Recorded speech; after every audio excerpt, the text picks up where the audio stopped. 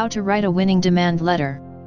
Your demand letter is central to your insurance claim and the negotiation process. In your letter, you should set out your most important arguments regarding what your injuries were, and if you are still suffering from them. Why someone else is legally responsible for your injuries. What medical treatment you had and are still having. How much your medical treatment has cost. How much your medical treatment is still costing. How much income you have lost. Any other damages that you suffered. And, if applicable, why you qualify to make a claim against another person under no-fault automobile insurance. You should close your letter with a demand to the insurance company in question, asking for a lump sum that will result in the settlement of your claim. What you need to highlight in your letter. Before you start writing your demand letter, you may want to review any notes that you have made in the days and weeks after your accident. This will help you to remember any significant details such as how much pain and discomfort you're in, what medical treatment you have had, and how your life has been disrupted or inconvenienced by your accident. Liability. As you start to write, your letter begins to describe how the accident occurred, and why another person was at fault. Describe where you were when you had the accident, what you were doing just before the accident, and how it occurred. It's also important that you mention any support that you have about your theory as to who is to blame. Support from eyewitnesses and their statements, a police report, and a building code section are worth mentioning here. Comparative negligence. In some circumstances, there will be a question as to whether you were careless, and if your carelessness contributed to the accident. This may be the case even if another individual is wholly to blame. It would be wise to highlight this potential issue in your letter, by denying that you were at any fault. If you believe that you may have been partly at fault, it is essential that you do not admit any fault in the letter. You should, however, consider your carelessness when deciding what a fair settlement would be. Please note that it is not up to you to argue about comparative negligence with the insurance company.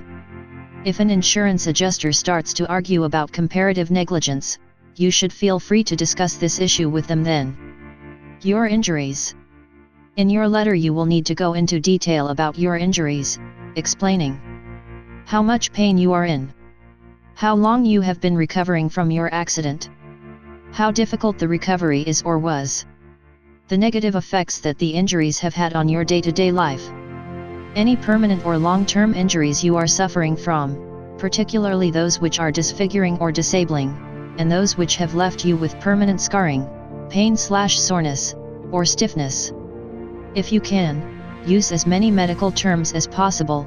For instance, you could say you have an oblique fracture, rather than saying you simply have a fracture. Please note that it is vital that you do not lie or exaggerate about your injuries. If the insurance company assumes that your claim is a false one, they may turn a blind eye to it. Medical expenses. In your letter, please include a complete list regarding who provided your medical care, and how much you were charged by each medical provider. Loss of income. Make a short statement about how much time you have taken off from work due to your injuries. You should refer to any statements or letters that your employer has sent you, detailing how much time you have missed, and how much pay you have missed out on.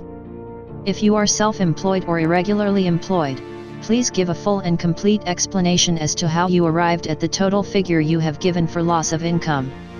Additional losses. If you have suffered from inconveniences, embarrassments, or unusual discomforts as a result of your accident, you should detail them in your letter. Your demand figure. In the very last paragraph of your letter, you should demand a specific sum of money.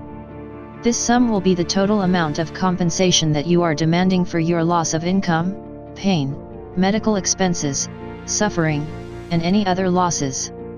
It would be wise for you to give the insurance company a figure that is higher than the amount you think your claim is worth. In general, you should ideally demand a figure that is 75 to 100% higher than the amount of money that you would be pleased with. This will give you room to negotiate with an insurance adjuster. Attach your supporting documents.